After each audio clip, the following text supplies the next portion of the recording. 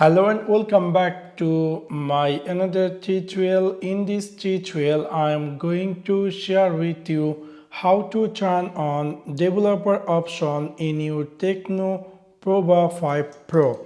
So let's take a look how to do that.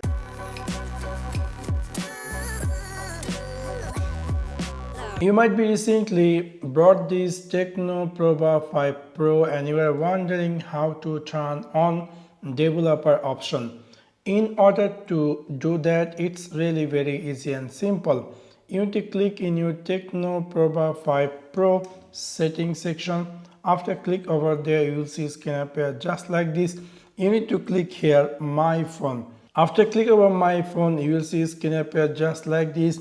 You need to scroll down and then you will find here something say build number. You have to press 7 times, touch over there to turn on developer option. You can say saying you are now a developer.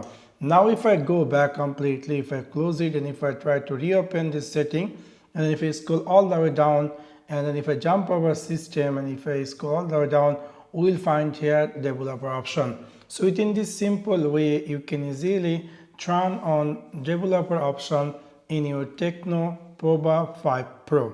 So that's for now. Thanks for watching my video. See you next one. Peace.